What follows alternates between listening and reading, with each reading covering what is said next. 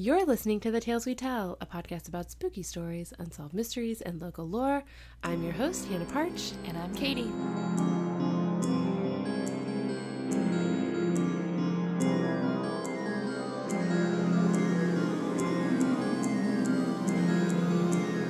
Welcome back.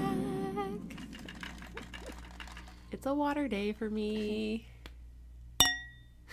It's a solo drinking day for me. Yay! I'm hungover. I was responsible yesterday. You're a responsible mom. I kept... Mm-hmm. Well... Let's not go that far. You were responsible. He's still alive. Yeah. So yeah. that's something. Yeah. Yeah, we went to a block party yesterday.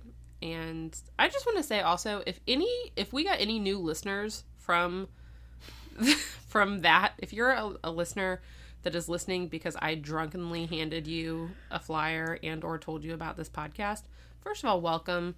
Second of all, I'm sorry.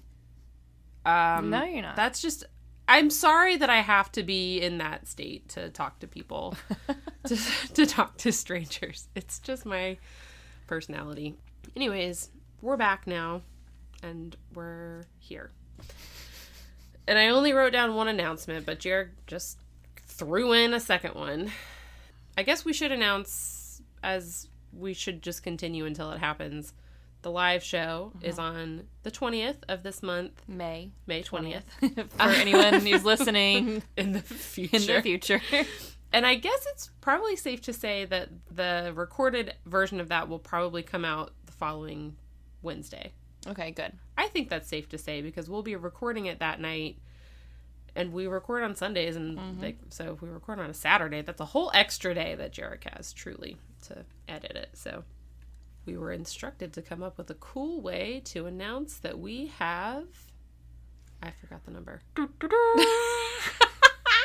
Over 50,000. Over 50,000 downloads. So thanks, everyone. Woohoo! Thanks, guys. It's pretty impressive. I know. It's pretty nice for 3 years. Yeah, pretty cool. Pretty cool. No I know. doubt, no doubt.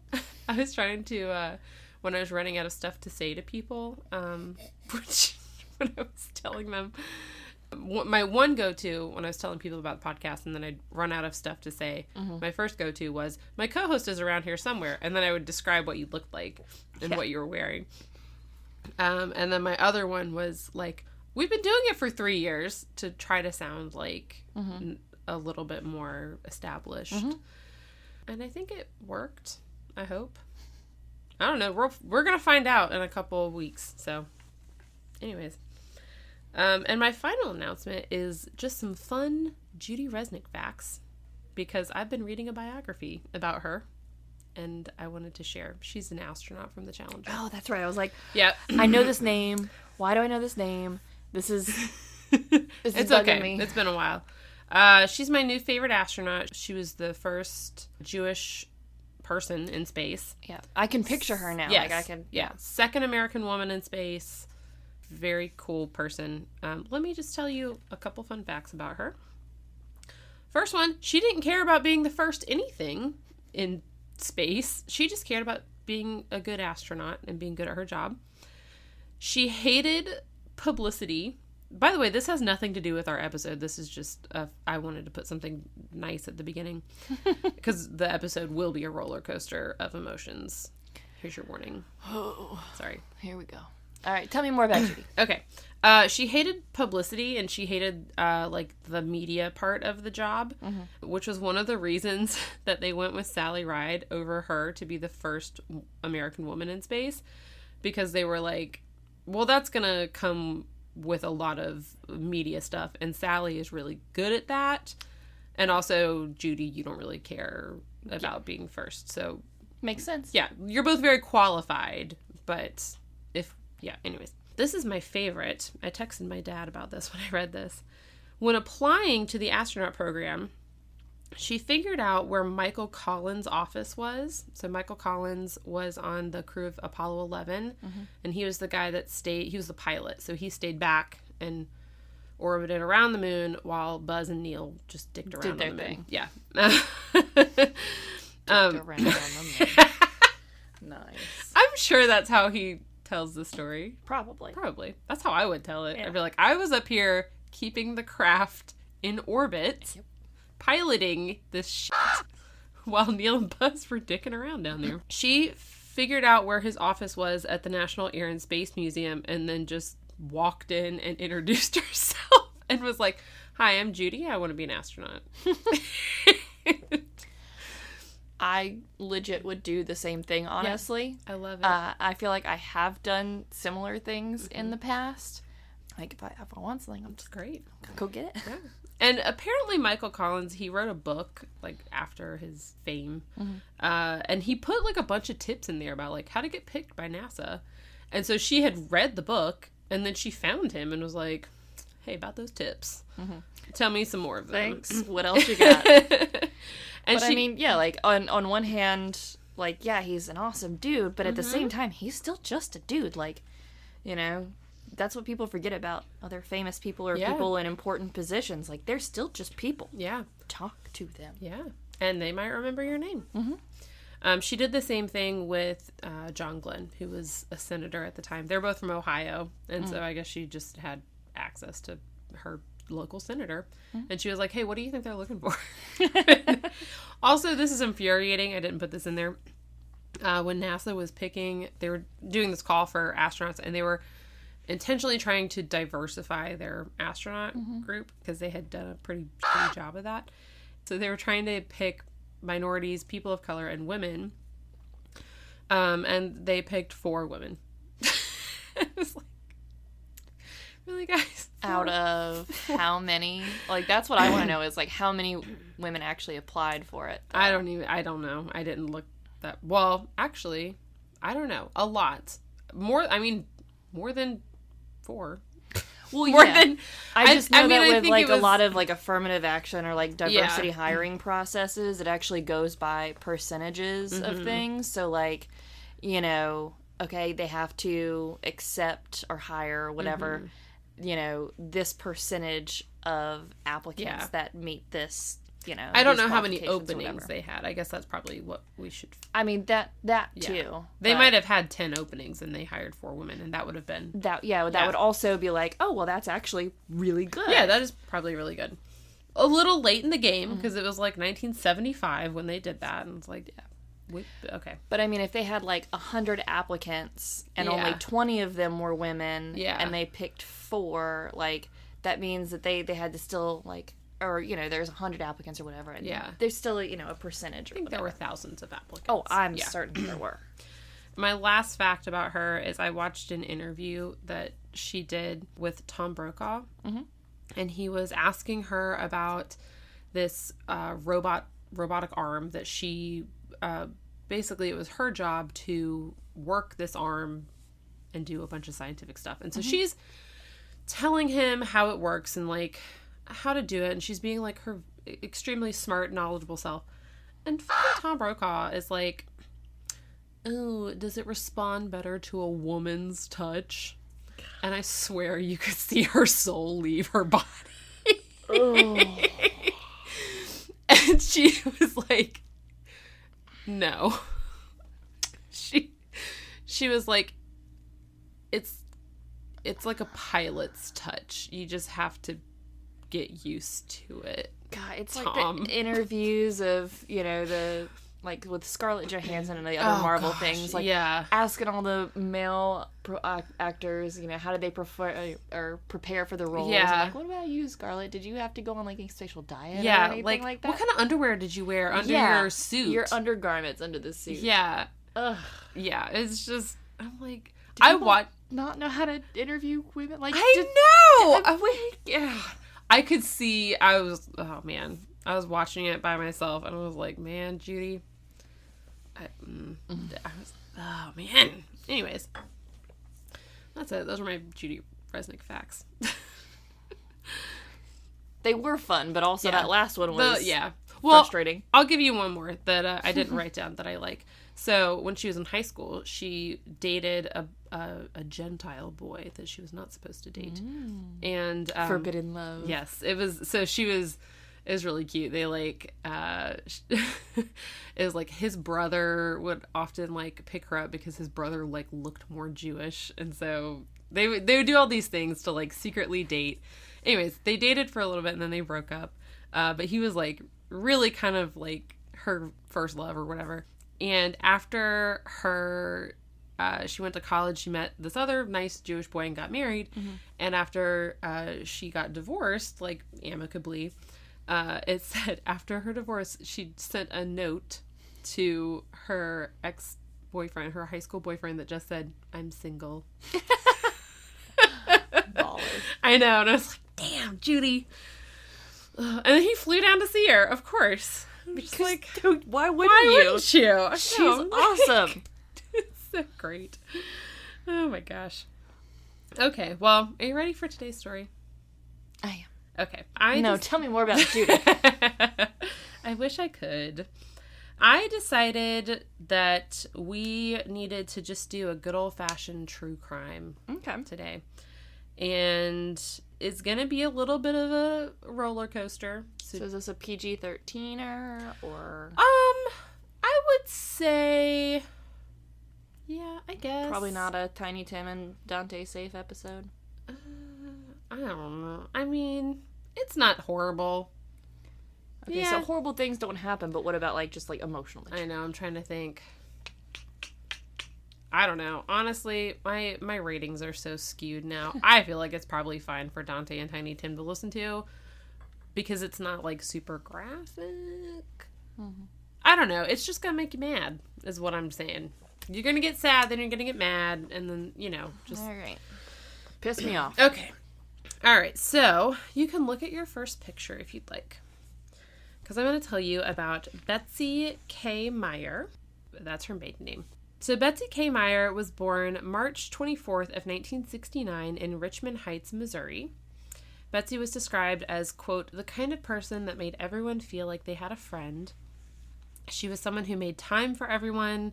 She had an outgoing, bubbly personality.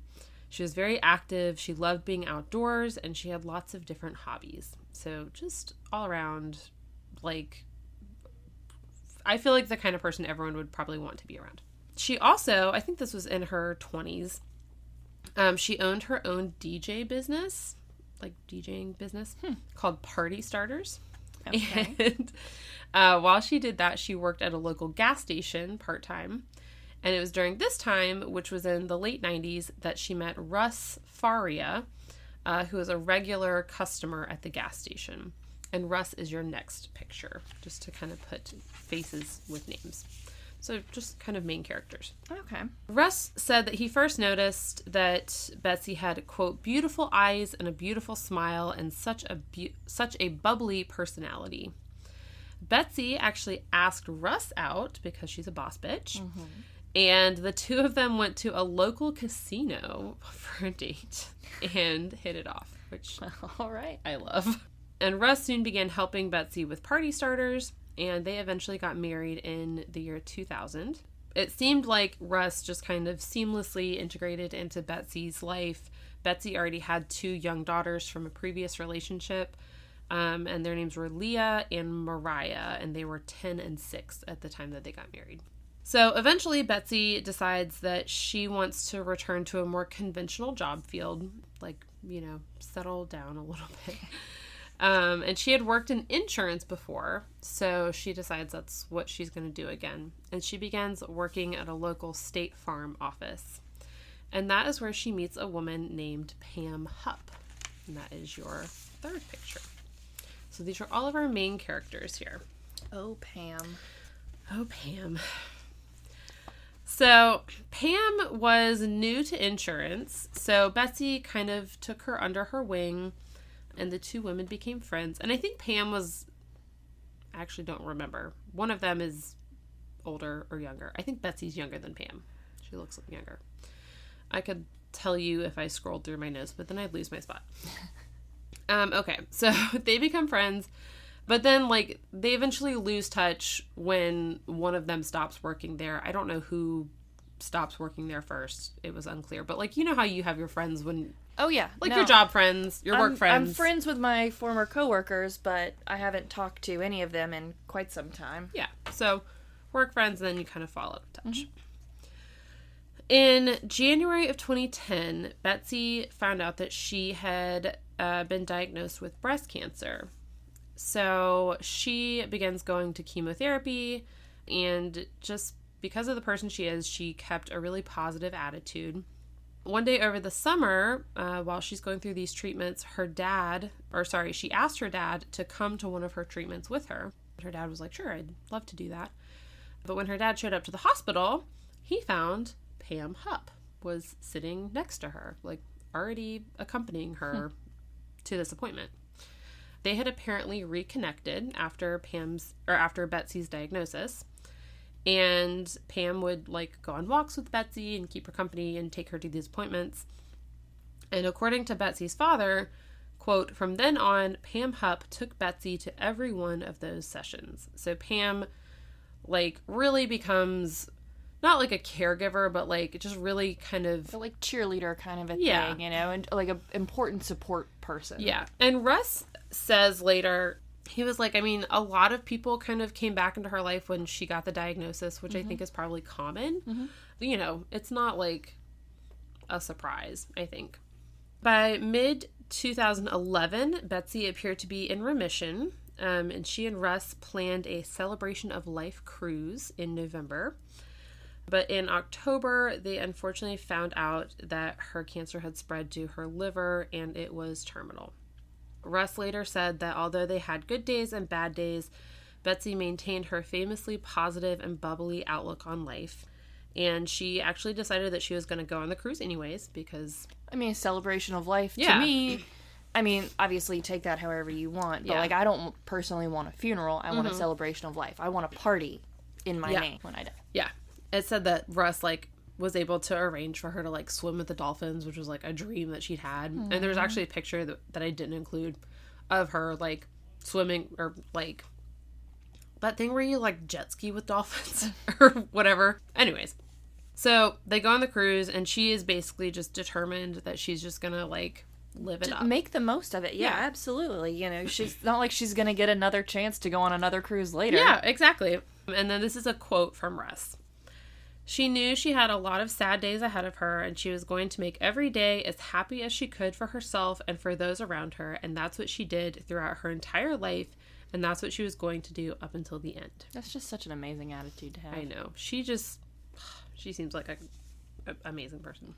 Tuesday, December 27th of 2011, so this is a couple days after Christmas, Betsy had gone to a chemo appointment earlier that day, and then gone to stay with her mom because her mom lived closer to where her appointments were. They were like a little further out from their house. And Russ texted her around noon to let her know that he would pick her up that evening from her mom's house.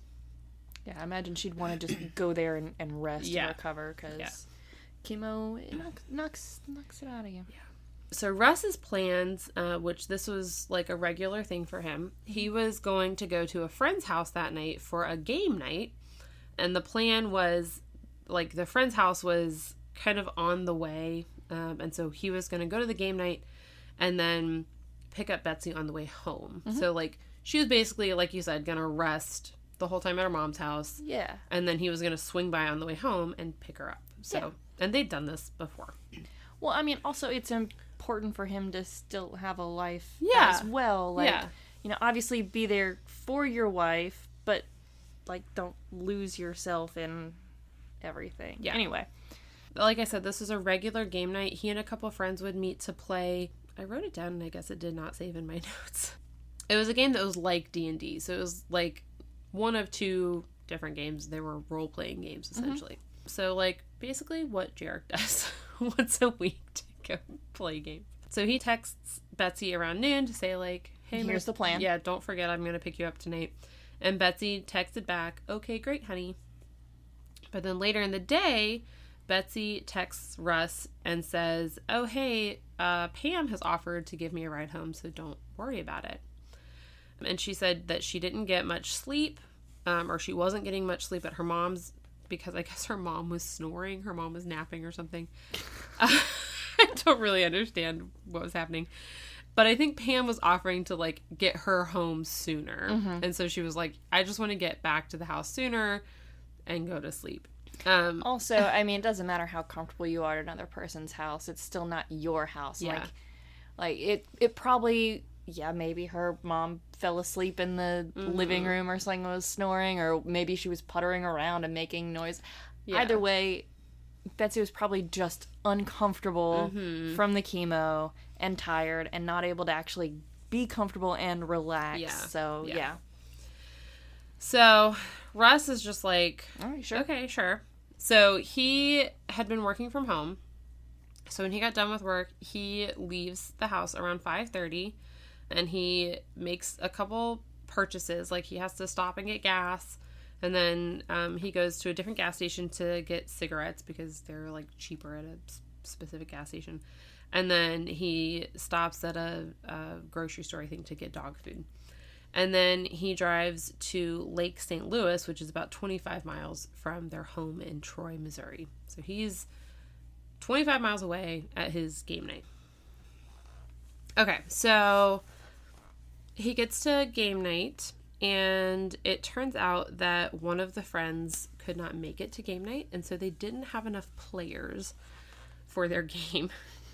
So he drives 25 miles out there for nothing. Yeah. So they decide, like, everyone's still there. There's like 4 or 5 of them. I think they needed 6. So they can't play their usual game, but do they decide to, like, hang out and play something else? Or? They decided that they're going to hang out and watch a movie instead. Okay. So they decide that they are going to watch Conan the Barbarian. And then after that, they started watching The Road, which I am not familiar with that movie. But they thought it was boring. So they turned it off partway through. They're also smoking some pot. Like, they're just kind of hanging out, like, having a boys' night. So when they decided The Road was boring, it was around 9 o'clock. And they were like, we'll probably go home. Like, it's call done. It a night. This movie's boring. You said it was a Tuesday? Yeah. Yeah, so it's a work night. Yeah. So everyone kind of disperses around 9. On the way home, Russ stops at Arby's because he's got the munchies. Mm-hmm. Gets him some food. And he makes it home around 9:30. According to court documents, he comes inside and he sets down the bag of dog food that he had purchased. He took his coat off and he saw Betsy lying on the floor of the living room. She had been stabbed multiple times in the chest, stomach, and head. One of her eyes had actually even been, like, punctured in this situation. Her wrists had been slashed to the bone, and a serrated kitchen knife was sticking out of her neck. Ugh, serrated makes it so much worse. That's not good. Ugh, like, I've never been stabbed. I know it hurts. Yeah. I don't know if you can feel the difference between a smooth blade and a serrated blade, but I feel like a serrated blade would hurt I feel more. like it would be worse. Oh. Okay. So too much of an impact for stuff like this. So Russ calls 911. Okay, good. Yeah. First move. And he is hysterical and he says, "I think my wife has killed herself." No, she did not. So she did not do that. So he tells the 911 officer they stay on the phone with you until first responders get there.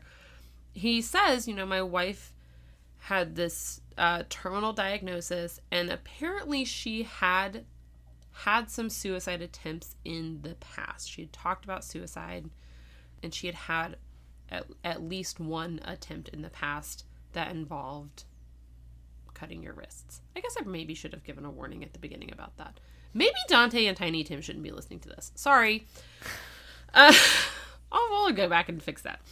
Another thing is just that because of where the wounds were, like her clothes were kind of hiding a lot of the knife wounds.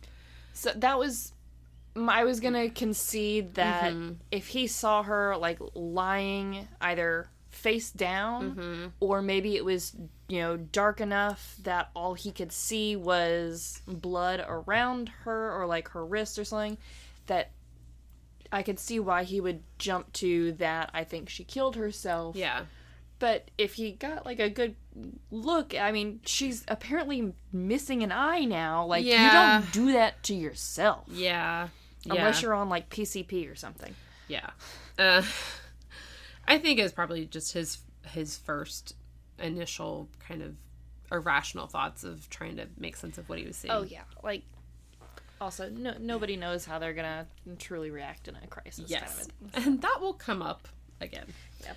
So, first responders get there within 10 minutes, and when they realize that Betsy has very obviously not killed herself, but has in fact been killed by someone, they remove Russ from the house. So, investigators found another knife underneath a pillow on the couch, and they find that rigor mortis had already begun to set in Betsy's body, indicating that she had been dead for at least an hour, probably a couple hours. They didn't find any evidence of an attempted cleanup. They didn't find any bloody footprints or fingerprints. The only, like, kind of blood evidence they found, other than obviously the blood around her, was they found some blood on a light switch in Betsy and Russ's bedroom, some blood on a pair of Russ's slippers that were in a closet.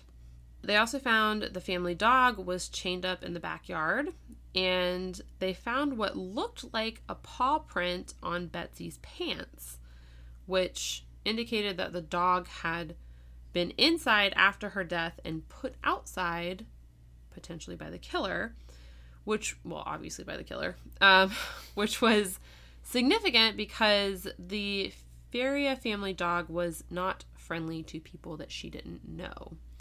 So they're like, okay. It's not a stranger. Not a stranger.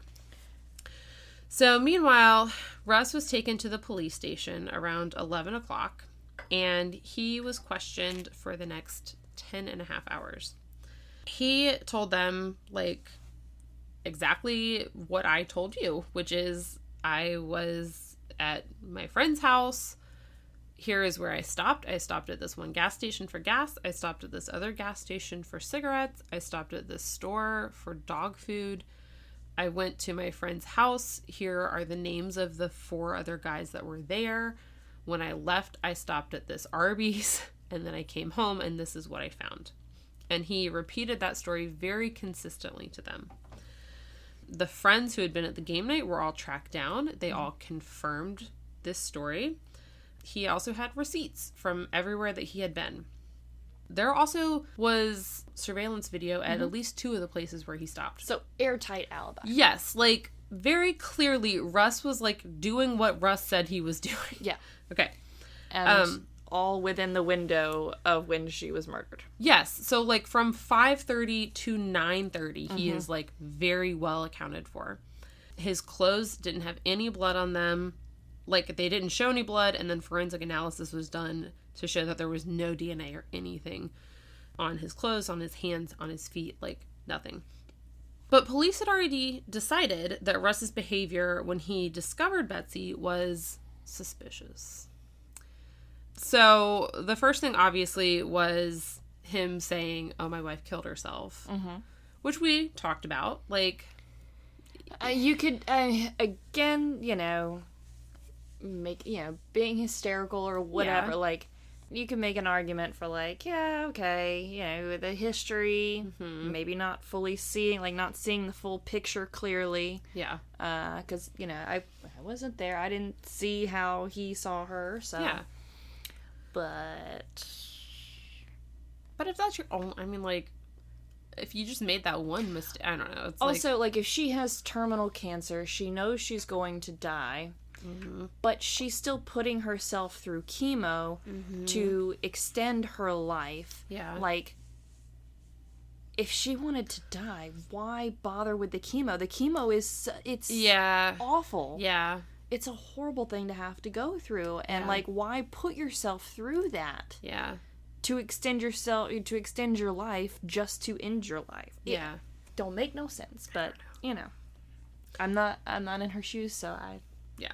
Lincoln County Sheriff's Deputy Chris Hollingsworth noted that although Russ appeared upset, he had, quote, limited tears coming from his eyes, which was such a stupid way of saying I don't think he was crying enough.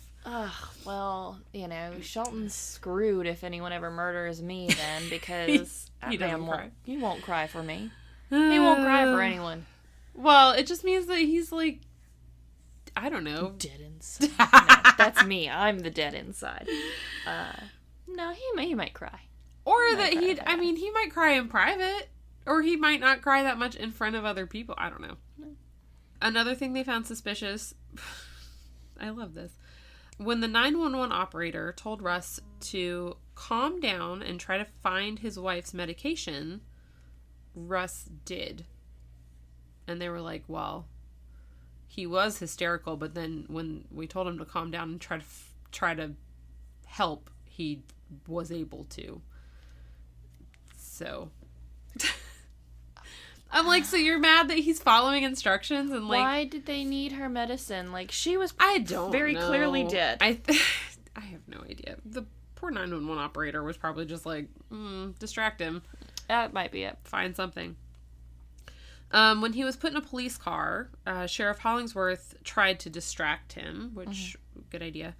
One of the ways that he tried to kind of distract him from the situation was by talking to him about the neighborhood that both he and Russ had grown up in. And they found it suspicious that Russ went along with this and had that conversation with him, like, essentially, like, allowed himself to have his mind taken off of this horrific scene. Dude, if I am ever a person of interest in a murder, I am so screwed because of my ADHD. People with ADHD are often very good in a crisis. So, like, when everything's chaotic, we can, like, kind of calm down. Like, we can feel the calm, and we can be like, okay, this. Like, we can organize... Yeah. The chaos and work through a very stressful situation. And also, obviously, pretty easily distracted. So if I'm on the phone and the 911 operator is like, okay, I need you to find the medication, be like, okay, task, execute, I can do this. Like, you know, I would find the medication, and then logic would come back later and be like, why would I need this? You're like, okay, what do I do? I'd act first, question it later. And then if somebody's like, if I'm in, you know, just hysterics, I'm like, you know, like, my brain would be going 1,000 miles a minute if somebody's like, hey, look at me right here. Let's talk about, you know, like, this particular something thing. Else, focus on me. Focus on this thing. I'd be like, yeah, no, I can talk about this. I grew up in that neighborhood. Yeah, remember old Mr. McStuffy Pants? I was real afraid of him. We lost a ball in his backyard a couple times. Like, I would be screwed. Yeah, you would be screwed. It's very suspicious activity. I'm so sus. Well, let's see if you would also do the final thing that they found suspicious. They found it strange that Russ had not tried to hug Betsy's lifeless body when he found her. Oh, I would absolutely not do that. But why? That's so suspicious. Her body is a crime scene. But you wouldn't do that. I would not want to, disrupt any potential evidence that they could get from her body. In my mind, the people that do that are the guilty ones. Yeah, that's because they're the ones trying to put their DNA on the body in front of other people so that it's very clear, like, oh, we found trace evidence of this person's DNA. Like, oh yeah, but that got there when I hugged them and everyone saw. Everyone saw me clutching their body. Yeah. Okay, well, either I'm screwed or these investigators are crappy. Yeah. Basically, their reasons are crappy. Yeah, their reasons are terrible. So, at 2:00 p.m. the following day, like 4 hours after his interrogation had stopped and after he had basically gotten no sleep. So, he's interrogated for 10.5 hours after finding his wife dead, and then 4 hours after that. So basically, he's not at all fit to be talking to people right now. Well, then they decided to give him a polygraph test. Oh, God. So you mean when he's, like, already, like, stressed and anxious and sleep deprived and, like, his body's probably already out of whack because, I mean, how old is he at this point? Like, he's like in his 40s. I was about to say, he's close to middle age. Yeah. And he'd been smoking. And he's a smoker, too. Yeah. And he'd been smoking pot. Well, I mean, that probably gone by this time, but, like, if he's smoking cigarettes, like, that will amp up your... Ugh. I want to say, for the record, that I think the only appropriate time to use a polygraph test is if you're Vanity Fair magazine and you're interviewing Pedro Pascal for a hilarious joke interview. Have you seen those kind of interviews where they, like, hook up? No, but I absolutely would watch I that. assume they do it to other celebrities, and the Pedro Pascal one is the only one I've watched. But it's adorable and funny because they just hook up him to a lie detector test and then ask him random questions. Yeah, and it's great. See, that does sound wonderful and hilarious, and that seems, I agree, that's probably the only good use for a polygraph. Which are not admissible in court! Which is... So, like, why do we still do them? And also the fact that everyone knows that, like, they don't measure truth or they just measure, truthfulness. Like, stress levels. Yes. So, like, I'm being questioned for murder. Mm-hmm. Obviously, I'm gonna be stressed. Yeah. And, like, I've been up for more than, like, 36 hours. Yeah. I'm already stressed. Yeah. So, surprise to no one, the polygraph test indicated deception when Russ was asked if he killed Betsy or if he knew who did. Have my guesses and my theories. There is a small possibility that they could have used a faux polygraph test, which I didn't really look into what those are, but essentially not a real polygraph test. But those are legal. It's not illegal for police to just do a fake polygraph test and tell you that you failed. But following this test, Russ was arrested for the murder of his wife. Earlier that same day, police had gone to interview Pam Hupp at her home. So they go knocking on her door, and Pam answers the door, and she's like, "Oh, I just got out of the shower," because her hair's wet.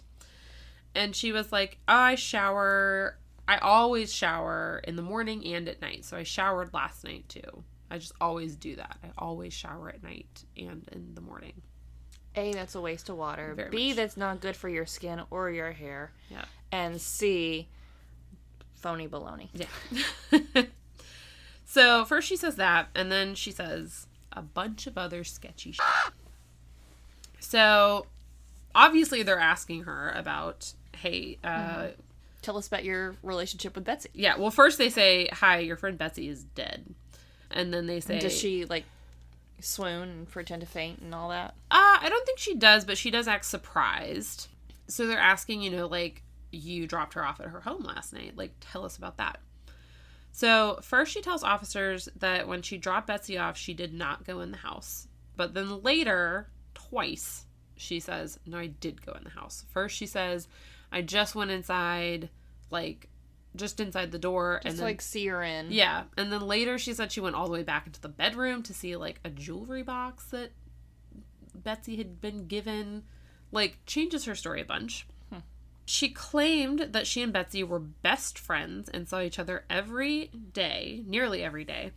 But she was unsure about how to get to Betsy's house from her own. Like, they asked her about, like, the route she took to get from her house to Betsy's, and she, like, wasn't sure. This is great. So I know the exact route of how to get to your house. Yeah, I do too. And I only see you, like, once a week, sometimes more. Occasionally more on accident. Yeah. We see each other, like, on average, I'd say 4.5 times a month. Yeah. Yeah. Because, like, some months we'll see each other a couple of times on, like, a Saturday or something. Yeah. And other months, I don't see you except when we record. Yeah. Yeah, that's probably accurate. Mm-hmm. Yeah. So Pam also tells police during this visit about an email email is in air quotes, that Betsy had allegedly sent to her. Why would you make up something like that is obviously traceable and verifiable? That's so frustrating. Be smarter, criminals. So she's like, Betsy sent me this email about how scared she was of her husband. So this email apparently documented Russ being physically abusive and talked about an incident when Russ put a pillow over Betsy's face and told her, this is what it feels like to die, which is very morbid. Mm-hmm. And then Pam is like, well, I never actually got the email, but Betsy told me about it. So she's like, I've never actually seen it, but I can tell you everything. I can tell you what it says. Why even go to the length of making up an email? Why not just say, Betsy told me? Because if Betsy's telling her about what's in the email, she might as well just tell her straight up, oh, I'm afraid of my husband. Well, because then Pam is like, you guys need to find this email. But then she's like, document. You need to find this document. Like, she very quickly is like, corrects herself that it's not an email, it's a document. Okay, she also tells police that Betsy had wanted to move closer to where her chemo treatments were, which was also closer to where her friends were, and that she was going to suggest to Russ that evening that they move into her mom's old house. Mm-hmm. And that probably was true. But Pam then said that Betsy knew that Russ was going to be furious at the suggestion, and that she felt so guilty over leaving Betsy to face Russ alone, like with that news. Police asked Pam, twist, why Betsy had named her the beneficiary of a $150,000 life insurance policy just 5 days earlier. Which is true. 5 days earlier, Betsy, oh my gosh, I'm so confused. Betsy had taken Russ off of her life insurance policy as her beneficiary and replaced him with Pam Hupp. So Pam now stood to get $150,000 because Betsy is now dead. So police are like, well, why did she do this? Because that's kind of weird. And now she's suddenly dead. And Pam is like, well, Betsy was worried about her daughters. And she was worried that if Russ got all of this money when she died, because she was going to die, she was worried that Russ was going to mishandle the money. And she wanted me to have it to put it in a trust for her daughters. Because her daughters are like teenagers now. So they would like eventually get it. And police are just like, okay. And then police look at Pam's cell phone, which in that they found texts where Pam had insisted on picking up Betsy from her chemo appointments. And the only weird thing about that is that Pam lived not close to. So she was going way out of her way to do this quote nice thing. Yeah, it would have been way more convenient for Russ to just pick her up on the way home. It was like an hour round trip for Pam to pick up Betsy, take her home, and then drive herself home. So police have this interview with Pam, and they're just like, okay, thank you. Goodbye. Carry on with your day. So nice to meet you. Enjoy your evening and morning showers, I guess. So glad that, you finally got your story straight after the third or fourth time you told us. Yeah. Oh my gosh. So after 24 hours in custody, Russ Faria was released due to lack of evidence. However, lead prosecutor Leah Cheney told reporters that she was hopeful that they would have sufficient evidence to charge Russ with Betsy's murder very soon. So they're still very stuck on this. An autopsy was performed on Betsy, and it was determined that Betsy likely died 2 to 4 hours before her body was discovered. So her body was discovered, remember, at 9:40 p.m. So 2 to 4 hours before that. Betsy had spoken to her daughter, Leah. There's 2 Leahs. It's very confusing. So she had spoken to her daughter, Leah, around 7 o'clock that night. But then she had not answered a later phone call from Leah at 7:20. So Leah was trying to, upgrade her phone. And she, Betsy was, the account holder. And she was, at the phone store. And she was like, they're going to call you and you have to, like, confirm that it's okay for us to, like, make the upgrades or whatever. I've totally been there when I was on my parents' account. So she talked to her mom about that at 7, and then the phone, or Leah, I guess, called her at 7:20, and Betsy didn't pick up. Dude, I feel bad for Leah because I bet she was pissed. I know. I thought of that too, and I was like, man. And then find out. Guilt later of being pissed at your mom. Yeah. For not answering because she had been murdered. Yeah. I hope that she was able to eventually, like, forgive herself and move on from that. I hope so, like, too. It's a totally natural, like, the fact that you and I immediately were like, oh, I bet she was not happy about that. Totally okay. Yeah. Leah, you're still a good person. Yes, absolutely. I mean, maybe. You might suck as a person, but you're not a shitty person for that response. Yeah, exactly. So, like, logically looking at this, you would think, like, Betsy's time of death is probably between 7 and 7:20, right? However, investigators, specifically the lead prosecutor, also named Leah, but we're just going to call her Cheney, because that's actually her married name. It's a whole thing. She wasn't married at the time. Makes it very confusing when you're reading articles about it. So she specifically questioned medical examiner Dr. Kamal Sabharwal. I hope I'm saying his name correctly. She questioned him about whether or not Betsy could have been killed shortly before Russ called 911. And this is like one of those, okay, but is it technically possible that she could have been killed shortly before that 911 call?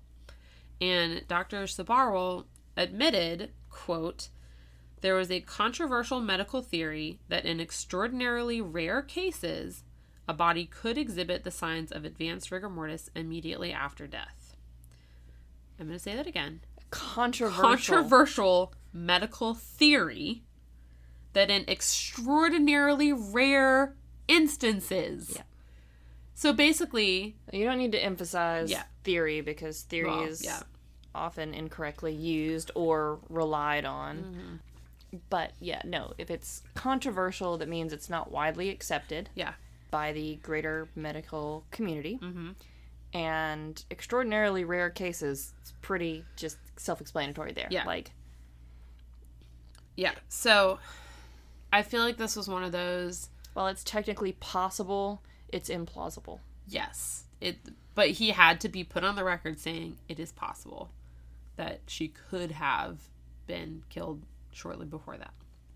That's why legalese sucks so I know. Much, because I would just be sitting there stewing and being like, yes, it's technically possible. Like, because if I say no, it's not possible, then they come with like, well, here's some medical journals that talk about this, and then I'm like, oh, I've just perjured myself. Because when you try to explain, then they're like, no, I didn't ask you that. I just wanted to know yes or no. Yes or no. Yeah. It's like...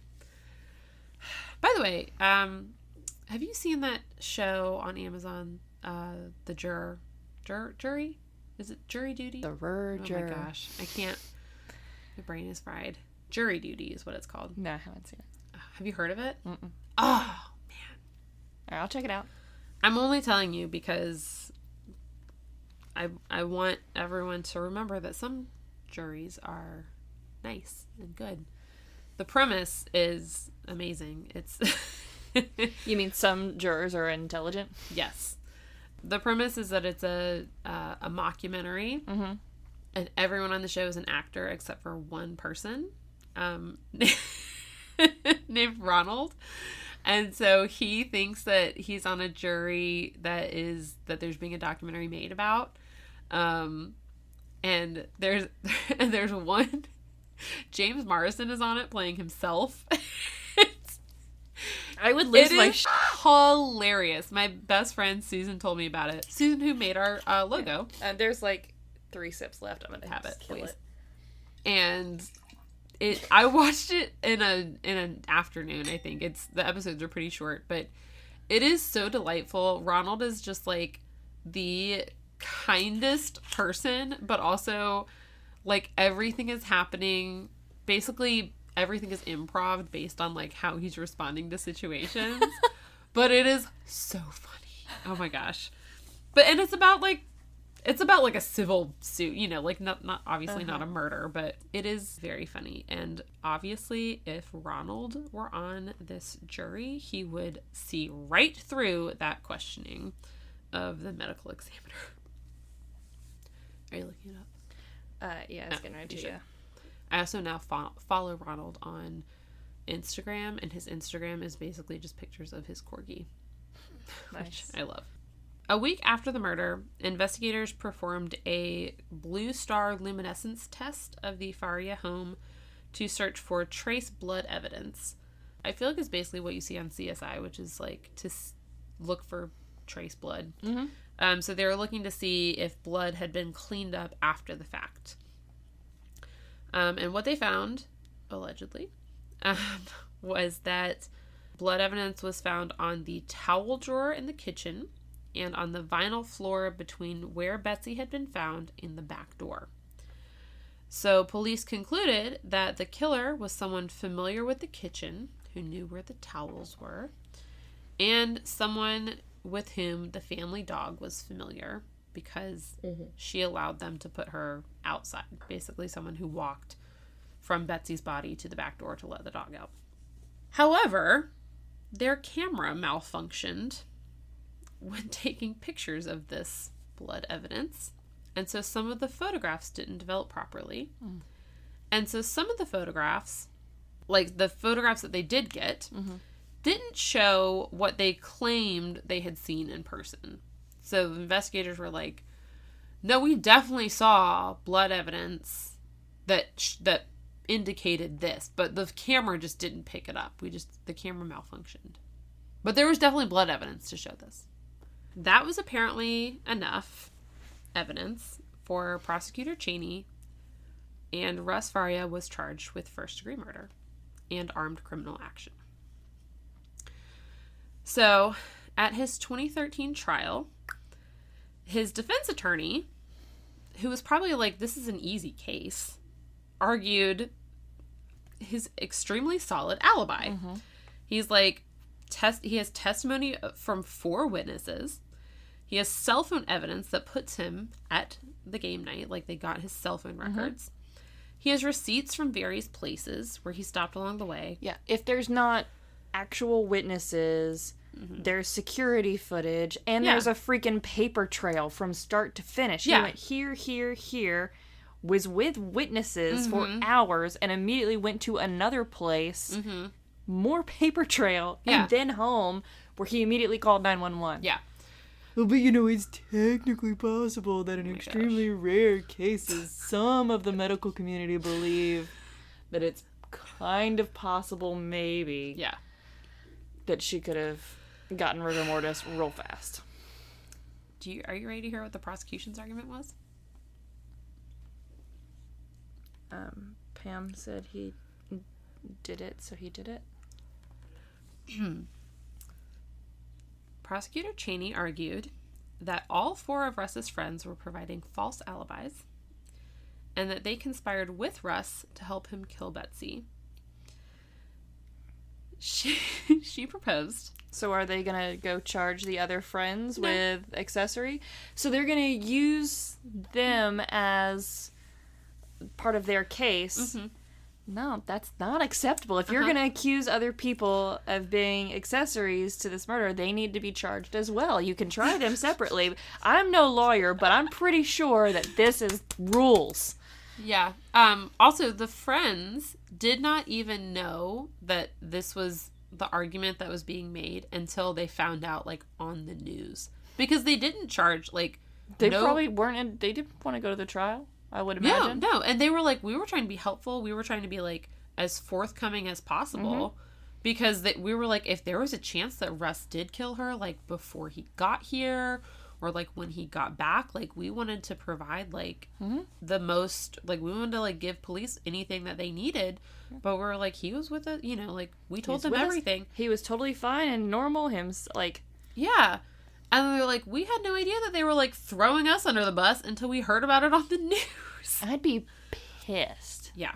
If I was one of the friends. Like, you want to come at me? You better come at me. So, she said that... the friends brought his phone to game night for him so that there would be cell phone evidence to show that he was there. That they impersonated him at the gas station and grocery store so that it would look like him on security cameras. She suggested that this to them would be like the ultimate role play.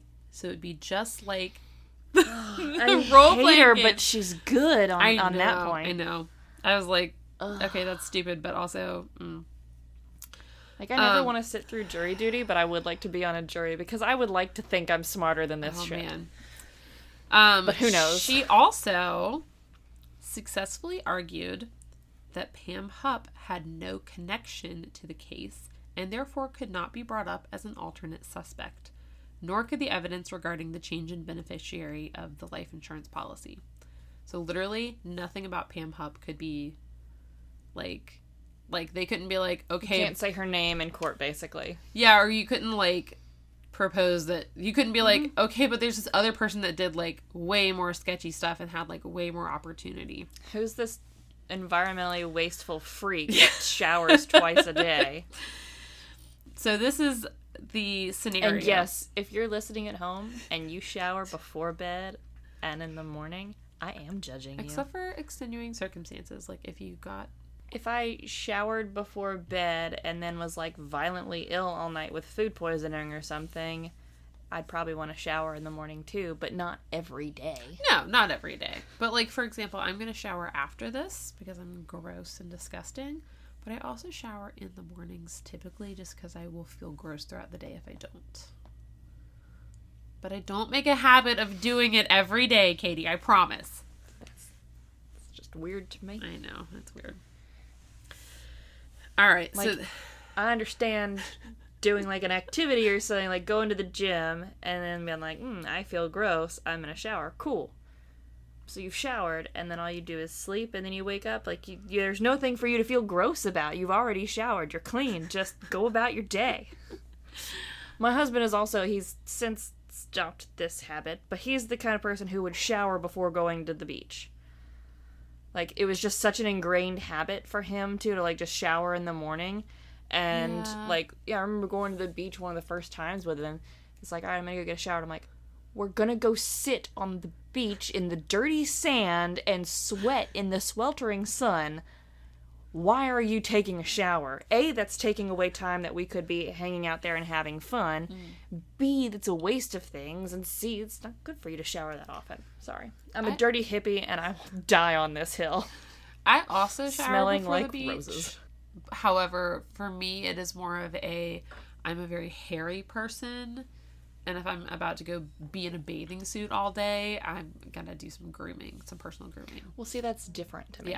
Yeah. Mine is purely a grooming situation, less of a. Shelton wasn't grooming anything. He was showering. Oh man. All right, so this is the ultimate scenario that the prosecution is putting forth.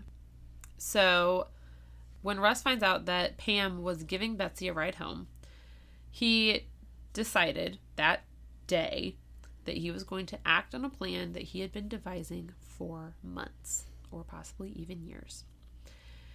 He got his friends to take his cell phone to Lake St. Louis and then drive around pretending to be him, creating an alibi. Meanwhile, Russ went to his house where Betsy was sleeping on the couch, had sex with her, because this is like a very weird piece of physical evidence and one that does not make any sense. They found 8 sperm cells in her body. 8 sperm cells. You know that sperm can actually live for a lot longer than an hour. Also, he had testified that they had had sex 2 days before. Yeah. No, which would have made sense. That sounds about right. I would just say 8 cells? 8? Just 8? Cells. 8 cells is just not... I just say if that's okay, I'm not going to say anything. For evidence, that does not make sense. If you're saying that that's a normal sexual encounter, unless there was some surgical situation that happened, you're not going to get 8 sperm cells from that. Just saying. Okay. Unless he has an obscenely low count. Yes, that's what I'm saying. Which, nothing wrong with that, but, like, no. There was evidence that that was not the case. But you're being like, we're going to explain 8 sperm cells by saying he had sex with her immediately beforehand.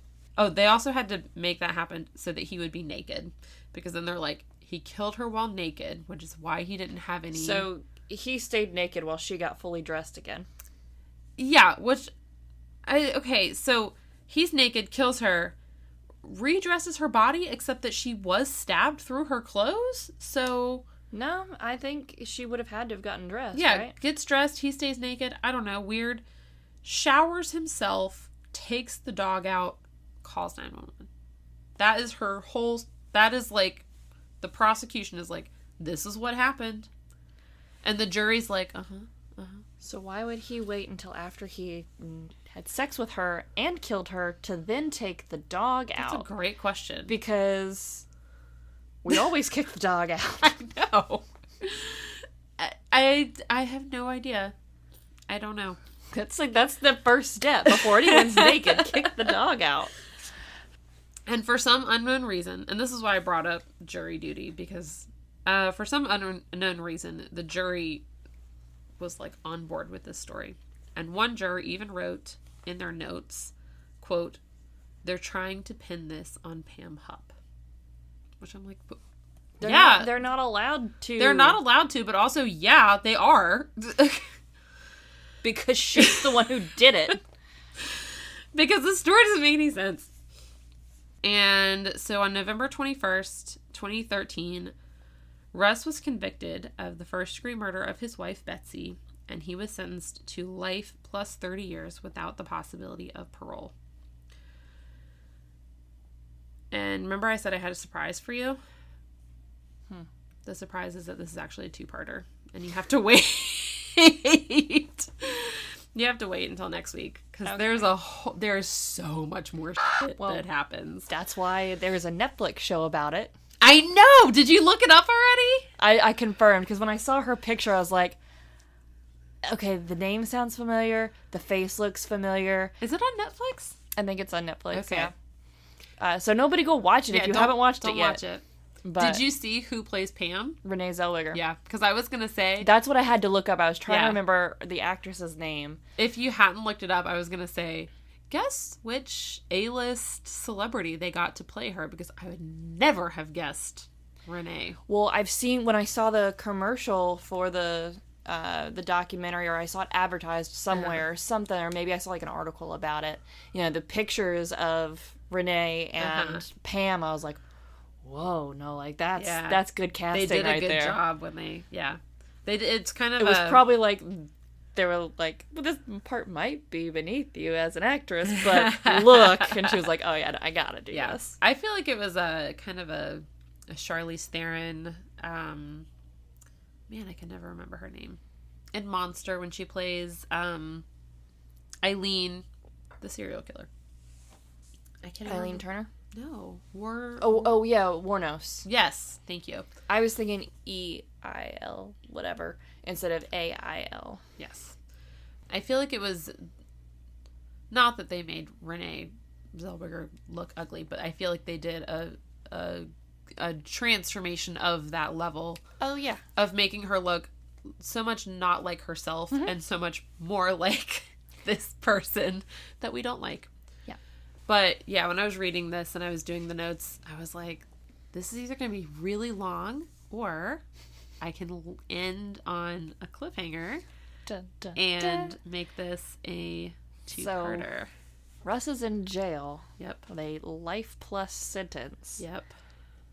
Pam's got $150,000, mind you. That she's supposedly supposed to be putting in a trust for Betsy's kids, but there's more to come. There's so much more. If you want to see photos of these characters, you can check out our Facebook and Instagram at The Tales We Tell Podcast. If you want to see the pictures that we post but don't do the social media, go to our website, thetaleswetellpodcast.com. If you want to support us, get yourself some sweet, sweet swag, you can check out our Redbubble store. Search The Tales We Tell. We've got several different cool logos you can get on pretty much anything you want. And if you want to support us but you don't need the stuff, you can become patrons at patreon.com. Search The Tales We Tell. All patrons get early access, commercial-free listening. You get stickers, sometimes love notes, sometimes bonus content, and as always, our undying love and affection. Undying love and affection. So until next week. Yep. Bye.